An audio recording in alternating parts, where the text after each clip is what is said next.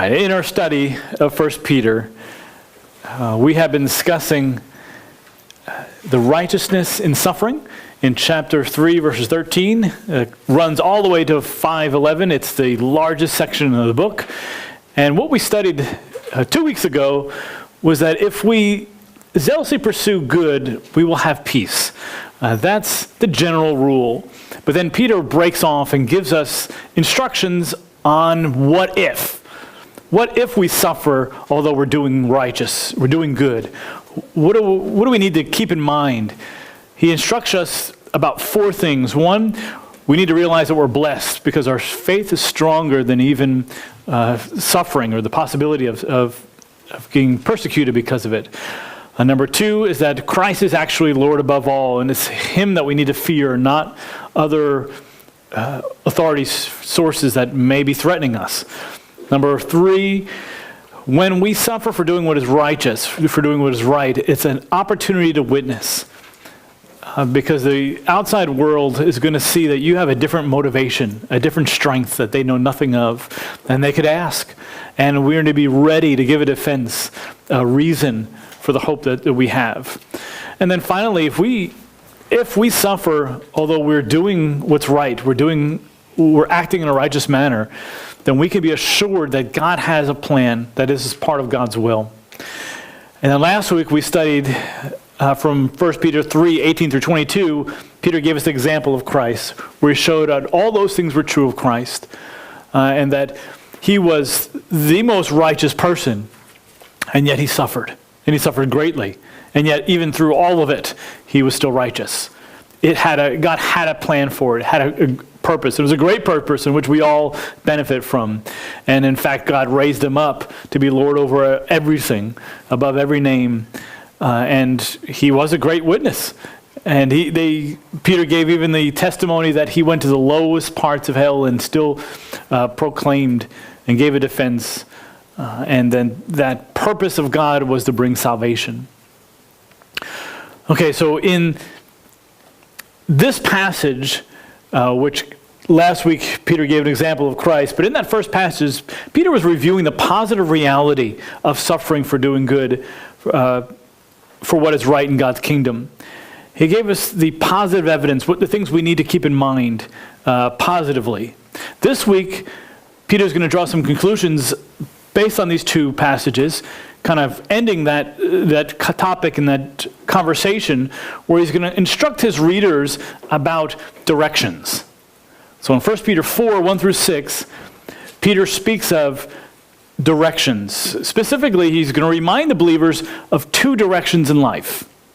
So here in this passage, he's going to focus on the negative reality of life outside of the kingdom, and therefore how we are to live within the kingdom during the time that we have left in our flesh.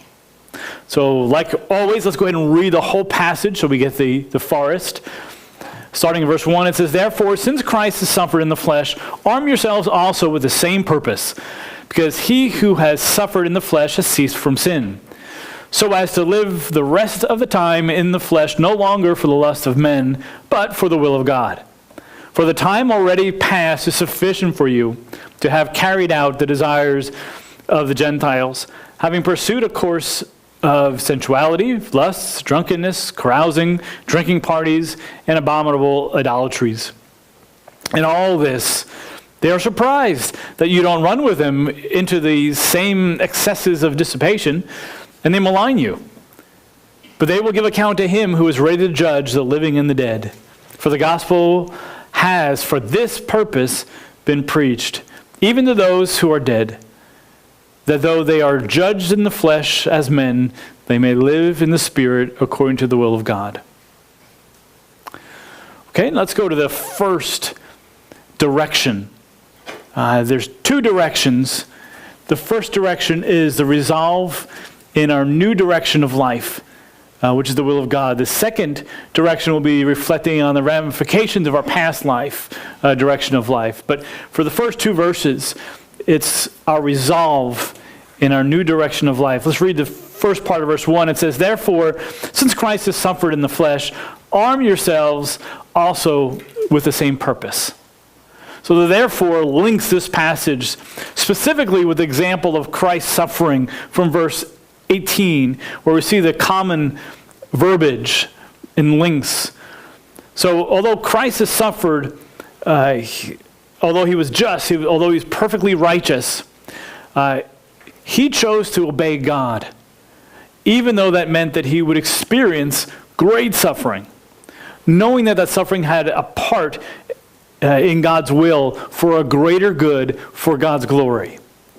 So therefore, since Christ has suffered in the flesh for that purpose, you also arm yourselves with the same purpose. That same purpose has the idea of intention or resolve. Make that decision in your mind that this is a reality for you. That you are also going to obey God just like Christ did, even if that means that you should suffer because of it. When it says arm yourself, that borrows the imagery from soldiers that are arming themselves with weapons or training themselves up with their weapons and defenses, or otherwise preparing themselves for battle and possibly even death. So it's the training, it's the mental preparation, and it's the weaponry that they're picking up. They're getting ready. So in other words, you as a believer need to basically tell yourself and say, I am resolved to obey God, even if it means I should suffer because of it. If we do not decide to stand on that and to make that resolve, when suffering comes, you're going to doubt. You say, do I really have to? Can I get away from it? Can I do something else? So we make that resolve now. That's what Peter is suggesting, commanding, instructing his believers, that although they don't live in great persecution, in great physical persecution, they will experience persecution. And we're going to go over, because he's going to go over what that means in just a minute. And you have to be resolved not to compromise. So why is suffering in the flesh for doing good so important? Well, as he goes on, he says, because he who has suffered in the flesh has ceased from sin. Suffering for doing what is right demonstrates that sin does not have mastery over us. It shows that obeying God, not avoiding hardship, is the most important motivation for our lives. And thus it shows that we have a clear break from sin.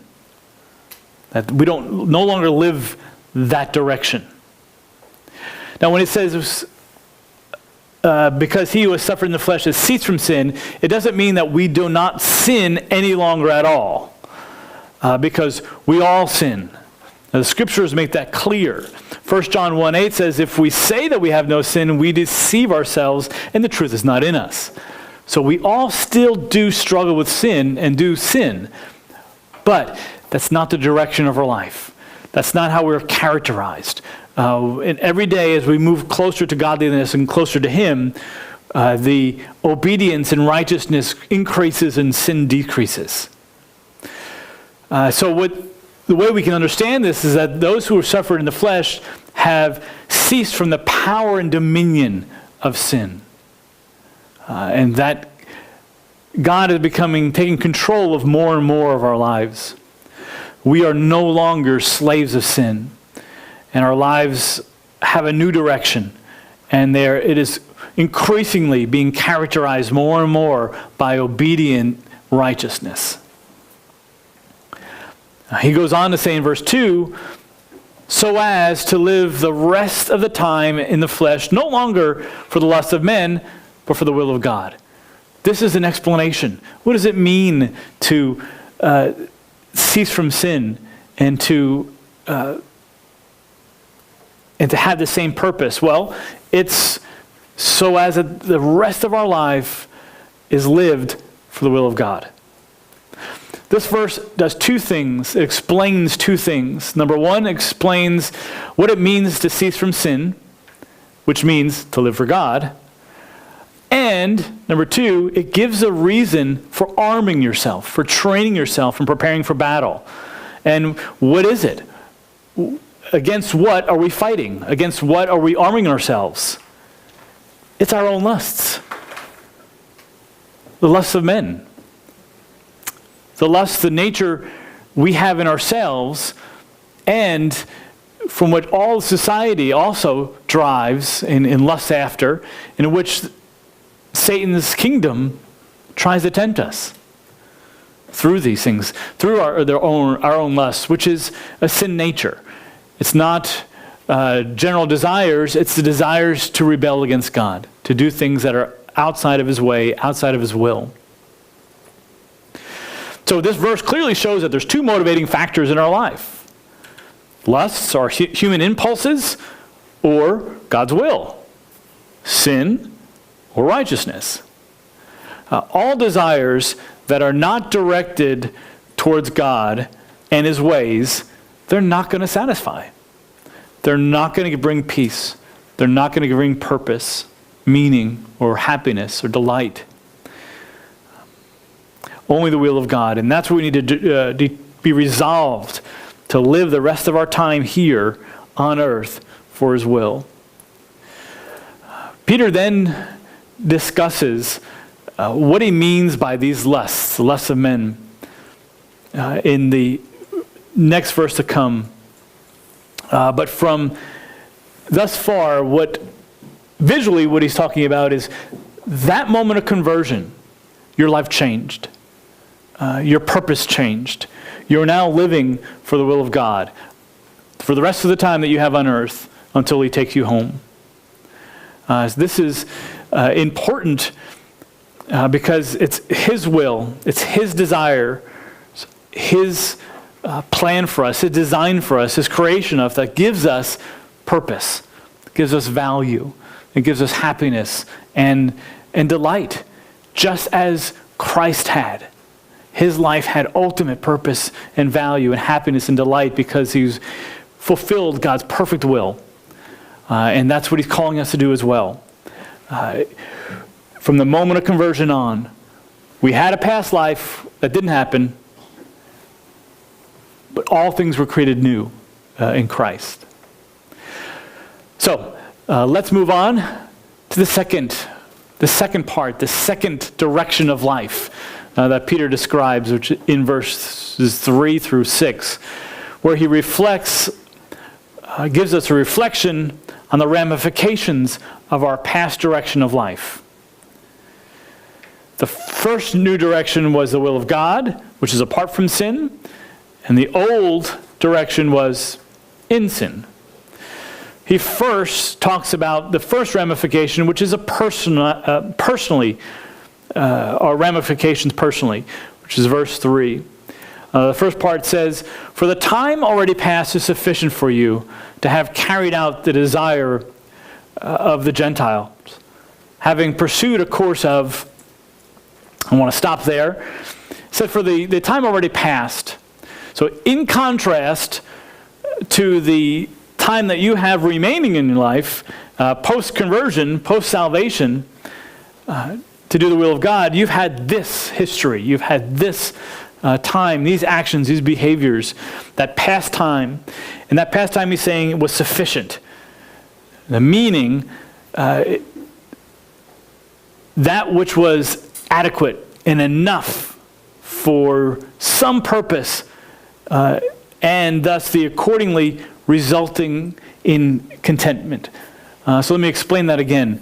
When it says, for the time already past is sufficient, that past time that you have experienced, you should now look at it and know it, experience it, and draw a conclusion from it saying, okay, enough was enough. I understand what that past time was, how I lived in ignorance, and how those experiences were not satisfying.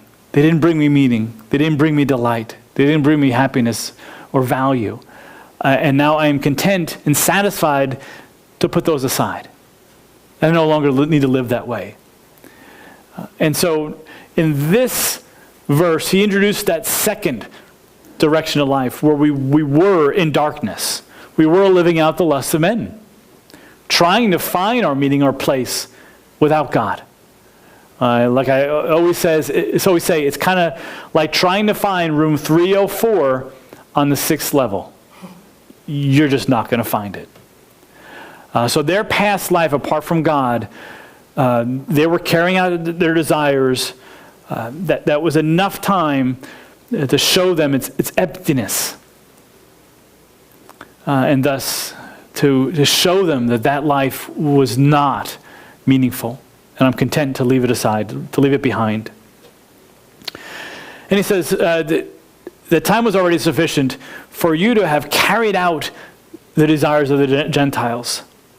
When he's talking about Gentiles, he's talking about non-believers. It's a very Jewish way of talking about those who are outside the covenant people of God. In a Jewish mind frame, the world is divided into two peoples, believers and non-believers, the rest, the nations. They were the nation of God, and everyone else were the nations. So here, Peter's using that same terminology for even in the church. The church makes up God's holy nation, holy people, and everyone else is outside, which would include non-believing Jews. But he links them all together. There's just one people of God and then everyone else. And he says that he describes this as having pursued a course. The idea of pursuing is walking. It's conducting one's life in a certain way. And what is that way? Well, Peter goes on to describe it by giving 6 things, a list of 6 things. And all 6 things here, all 6 descriptions are plural. So they're all referring to acts of that demonstrate that this is not just a singular moment of weakness or sin. It's a way of life. It's a way that they're conducting their lives. This is a normal part of their behavior. And he's speaking in general terms here. He's not saying that every single person that's a non-believer does all these things all the time. What he's saying is, these are the things, the desires of the Gentiles. And these are the things they run after. They live this way. These are the things they focus on. So you can pick any one of them. People that are non-believers will fall into these categories. So let's go over those categories. The first one is sensuality. This is living without any regard for moral restraint, especially in giving oneself over to acts of immorality of a sexual nature or physical violence. It's living without moral restraint. The second one is lusts. It's a sinful human desires which can be allowed to exert a strong influence on one's behavior to do any of these things. It's one's sinful passions that drive people into indulgences. So this is where it could fit into a large number of categories. And a lot of people could fit into that category. The next one is drunkenness.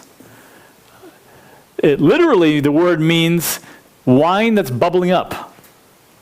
And thus the idea there is that you're drinking so much wine that it's influencing you. You're drunk. You're inebriated.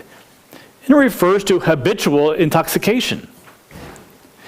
Something that people live for. Carousing is banquets and feasts where people eat excessively and are given to wild immorality. Usually carousing and banquets and feasts includes drinking as well, but this one incorporates the idea of eating excessively as well. Drinking parties. These are gatherings where people came just for the sake of becoming inebriated, for the sake of becoming drunk. And then the final one is abominable, or literally it's lawless, idolatries. And it refers to the worship of idols. And if you remember, in that day, most of the worship of idols also included immorality. It was a way to justify doing sin. For instance, Dionysius was a god of wine. Well, how would you worship him? By drinking lots of wine. Or Artemis. They had her own priestesses or cultic prostitutes. There was a lot of immoral customs in the practice and worship of idols. And virtually all aspects of the Greco-Roman life were permeated with the recognition of these false gods and the worship of these false gods. And most of the worship included and justified these kinds of immoral acts. And if you remember, in this culture, it's a polytheistic culture, meaning they worshipped multiple gods, and they thought that gods were behind everything in reality. So there's a god of the sun, the god of the water, the god of the harvest, the god of the fertility. Everything they wanted, they would try to appease a certain god by worshiping them in a certain way in order to get what they wanted.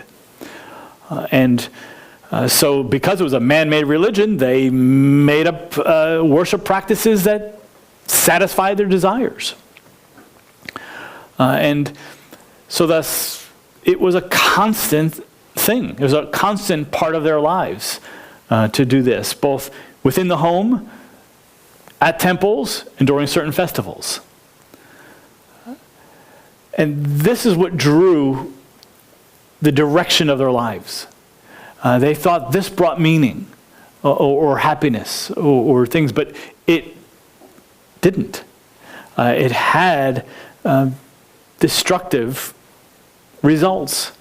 These things brought damage because they're sinful. So that is their personal ramifications. The believers experienced this. They lived this way. And they knew that none of this really satisfied. But when they came to Christ, they could clearly see the distinction, the difference. And they knew that none of these things really brought the happiness, the peace, value, the purpose that they were looking for. And sometimes they didn't know they were looking for. Verse 4 speaks about the social ramifications. Looking at verse 4, it says, "In all this, they are surprised that you do not run with them into the same excesses of dissipation, and they malign you." In all this refers to the direction of their lives before Christ, which are filled with these empty pursuits. And it says that the people around them, they're surprised. It means it's a reaction that's a strong reaction because these believers are doing something that's new. It's unexpected. You're doing what? Why are you doing that? You were never lived this way. What's happened? Why you've changed? And when he says that they are surprised that you don't run with him, that's going back and drawing back to the metaphor of pursuing a course. But here it's not just pursuing as in walking, it's running to it. It kind of builds it up a little bit. They're now going full strength, full speed into this life that's destructive. And they're running into the same excesses of dissipation. Dissipation is a behavior which is seeking pleasure, but shows a lack of concern and a lack of thought for the consequences of their actions. Drunken parties, I'm just going to do it, I want to do it, I'm running after it, and I don't care about the consequences. It's that kind of dissipation. It's debauchery. It is going way overboard. Peter even describes it as excesses of dissipation. The word for excesses literally means a flood. So it would add that their life was running towards a flood of unrestrained overindulgences in seeking the pleasures of life that are all directed towards self. And that just is not what God has created you for. And thus, this whole direction of life is literally squandering the life that they've been given by God. It's interesting because the word means of dissipation, it means unsaved or undelivered. Soteria is salvation. This is basically unsoteria is the word. It's an alpha privative in front of it, so it's soteria. So what it means is salvation or deliverance has the idea of perseverance and preservation, preserving life. Here, when they're living in dissipation, it is unpreserving. It's ruining it. It's wasting it. And thus it's squandering it. It's a vivid and strong picture. Now the reaction is they're surprised that you're not following him into this destruction, and what do? And they malign you because of it. Maligning in Greek is literally the word for blasphemy. And it's blasphemy when you're speaking of God, but when it's speaking of other people, it's to speak against someone in a way that harms or injures their reputation, their character. And so this is verbal abuse, putting people down. Why? Why are they doing this? It's because the silent non-participation of believers in the destructive ways of life, the courses, that direction that they're going in, it implies condemnation of that sin. If you used to do this all the time and then all of a sudden you can't do it anymore, it condemns those people because they know that it's sinful, that it's wrong. And rather than repenting and changing their ways, unbelievers will slander those who have pained their conscience. Or they'll justify their own immorality by spreading rumors of the believer, the one who's acting in a righteous manner, saying that they are immoral as well. So they're no better. So then I can do it. I feel better about doing it. So in reality, what's happening is when we shine God's glory, God's character, God's righteousness, that glory, that light, it reveals sin in other people. It reveals their need.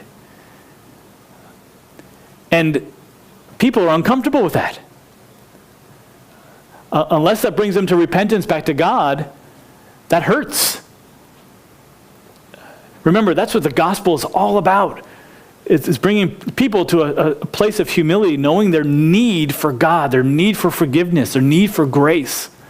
But if people refuse to accept that they are sick, remember Jesus said, I didn't come for those who are quote unquote healthy. I came for those who know that they're sick, that have a need. Same thing here. If people refuse to see that they have a need, they're going to want to try to remove that light. Just like John 3:20 says, for everyone who does evil, they hate the light. And they do not come to the light for fear that their deeds will be exposed. Romans 1:32, Paul has been talking about those who reject the witness of God in creation, and he lists a group of sins, and then he concludes with this, and although they know the ordinance of God, what God's standards are, that those who practice such things that were in the huge list of sins are worthy of death. They not only do the same, but also give hearty approval to those who practice them. Misery and sin love company. Because if a group of people are doing it, then somehow they think it's okay. Somehow they think, well, I'm in the same boat as everyone else. And so then when someone breaks off, it reminds them that they're in sin and that there is light, there is a standard, there is a right and wrong, and that hurts them. So the culture here is polytheistic. They believe in many gods, and they didn't care if a Christian worshiped Christ. To them, that's just another god. They worship Jesus. But it was offensive to them to label their other religions and worships of God as being inconsistent with worshiping the one true God. They did not like intolerance. which is something that we face growingly today. There's bumper stickers in shirts that say coexist, and there are many ways, and we need to be tolerant and not judge and not say what's right and wrong. It's okay for you.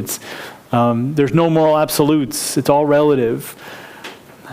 But that's not true. And in here, just like Peter said earlier, it's without a word. And they're not necessarily even condemning them. But their actions, their lives, their non-participation is their righteous living in itself condemns and exposes. So the people among whom they lived, they formed a community that shared values and shared culture, that were all moving in that direction, that false direction. Now, they would practice all of those things in dinner parties and homes, in social clubs, or trade guilds, where we might say are union meetings, religious festivals, and in religious temple worship. So that's almost every aspect of life. Home life, business life, worship life, that was all attached to the community. And all of them included immoral practices of self-indulgence. So since these practices were so intertwined with the culture, believers living out the will of God had to abstain. And thus they would face social consequences and possibly rejection. In the first verse, in verse 1, it says, "Therefore, since Christ has suffered in the flesh, arm yourselves also with the same purpose, because he who has suffered in the flesh has ceased from sin." When we hear those things, we know Christ had a passion. He was beaten and crucified. We often think about suffering in just a physical realm. So when we say those who suffer in the flesh have ceased from sin, we often think of, okay, those who are suffering physical harm, or being imprisoned, or being tortured, or being put to death, or we think in those categories. But that's way too broad, because at this time period, that wasn't happening to believers. It might have happened rarely from here or there, but there was not a wide persecution, physical persecution. What is he talking about here? Well, in the context, he's already said verbal, right? Maligning, and they're surprised that you're not walking with them, you're not running with them. So what would that include? What would that entail? What would that kind of suffering in the flesh mean? Well, number one, you might be rejected socially. The friends that you used to go with, hang out with, do things with, now that you can't do the same things, you might be rejected. You might experience verbal abuse, slander, a gossip about you. And there might be a lot of other consequences that go along with that you can no longer do the same things. Because they may be offended by that, you may lose sales, or you may lose work. You might get evil looks, not invited to dinner parties. You may be shunned. And generally, you are going to be treated differently. And this is no less suffering in the flesh. This is very much a large part of that suffering in the flesh. And this is why the community of believers is so important, and why we need to do everything that we can to make sure that our gathering, our community of believers is a safe place and a place of love instead of gossip, harshness, or rejecting anyone. Now, going back for a second, the word excess is there. It literally means flood. And it's used metaphorically of an excess, like a flood of being poured out.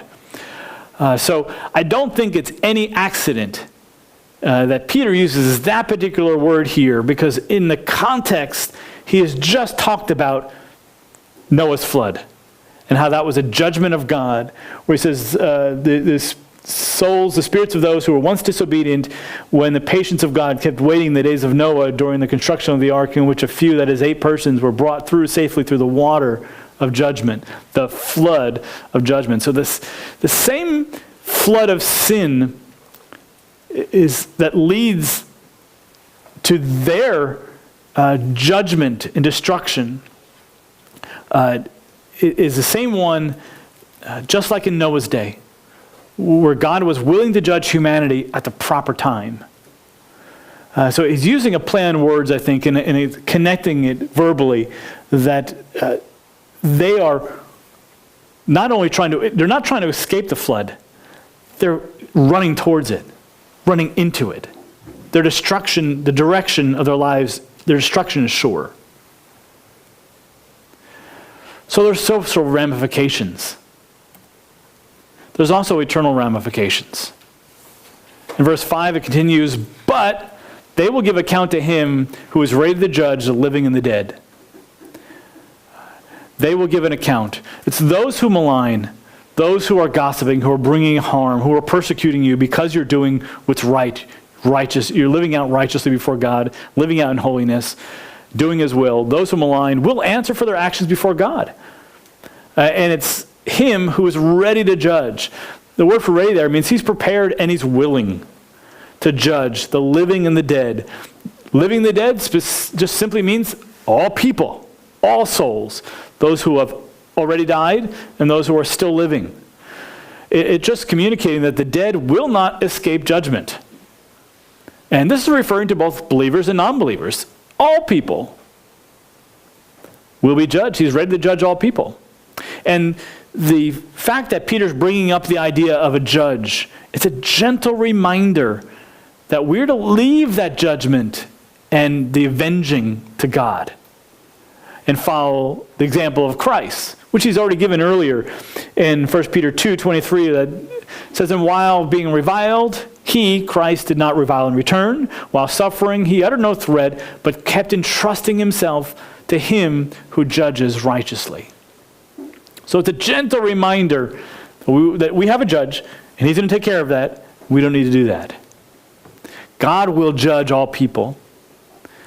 And how does God judge all men? All men are guilty and are condemned to live apart from our Creator because of our sin. Every single person. Because of our willful rebellion against him.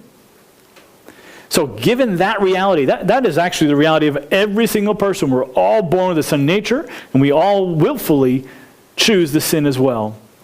Because of that reality, Peter ends with these words, which gives the missional ramifications of our past direction, where it says, for the gospel has for this purpose been preached, even to those who are dead, that though they are judged in the flesh as men, they may live in the spirit according to the will of God. This purpose refers to the fact that all humanity, everyone is condemned before God to live a life apart from him, which is spiritual death because of sin. And because of that state, because every single human being is condemned, that's why the gospel had to be preached. That's why that gospel came, to offer life to those who are condemned in sin.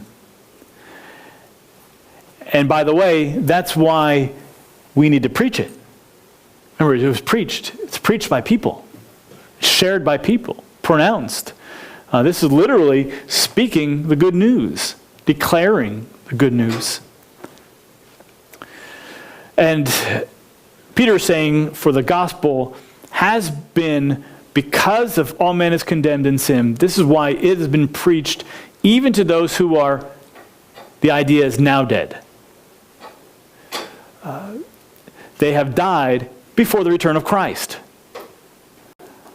This is not saying that people who are dead get the gospel preached to them and thus they have a second chance after they die.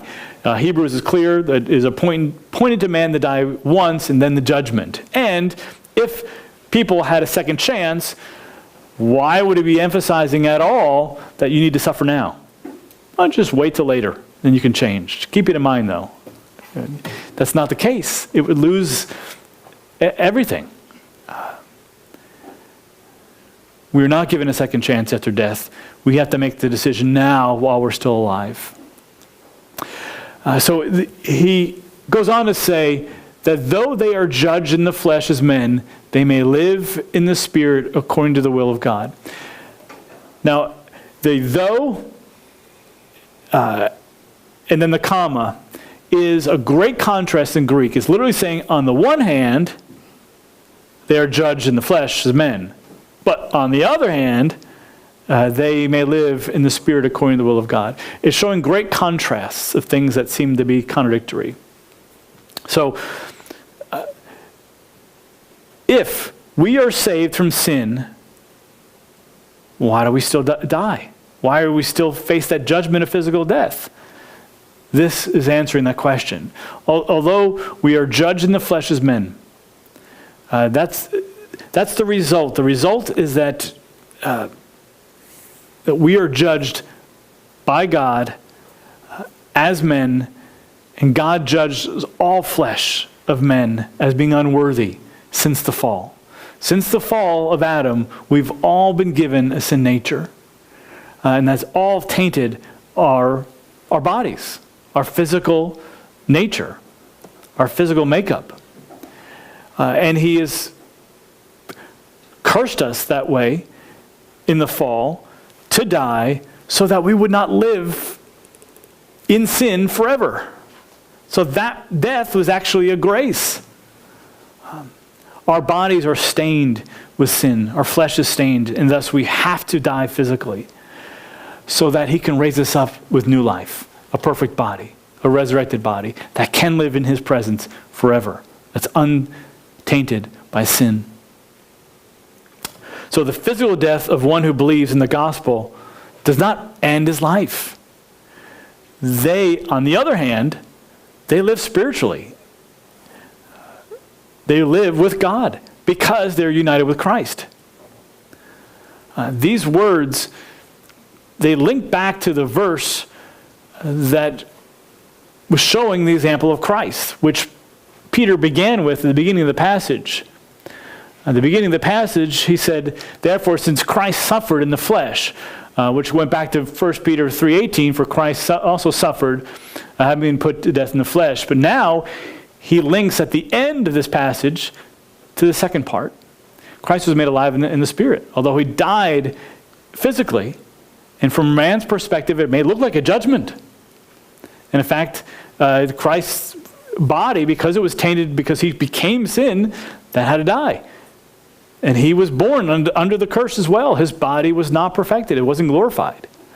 And so that had to die in order to be resurrected into a perfect body, physically, so that he could live and be in the presence of God forever, which he is now, which is part of our living hope.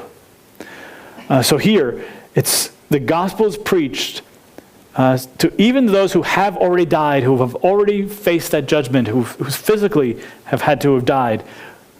They are not judged spiritually. Spiritually, since that moment of salvation, they have been united. They have eternal life. They're united with God. And that the gospel is preached in order that they may live in the Spirit according to the will of God. So in an earthly perspective, death is a judgment. But those who receive the gospel are alive spiritually and await the resurrection of their bodies.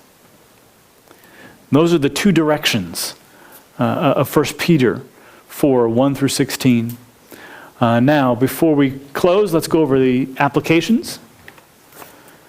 The first application is following Christ's example, we must prepare ourselves to be obedient to God in righteousness, even if it results in suffering. This resolve reflects a new direction and driving force in our life. No longer do we live for sin and our own earthly desires, but to carry out God's will, which gives our lives eternal purpose, great value, and brings true happiness and delight. Number two, living for pleasures, no matter who else does it or how we justify it, does not bring us purpose, peace, or lasting joy. An honest introspection of the past will bear witness to this and bring a contentment to leave it behind. Number three, living for the will of God might result in social ramifications, as we will have to silently withdraw from activities that are entangled in sin and pursuing a course in the wrong direction. Such a withdrawal might bring suffering to us in the form of social rejection or verbal attacks. We are not to retaliate in kind, realizing that they will give account of their actions before Christ. Number 4, before God, we are all condemned because of our sin, which is the reason we share the gospel. Even though all will die physically, we will live with God eternally, being saved from his eternal judgment of sin.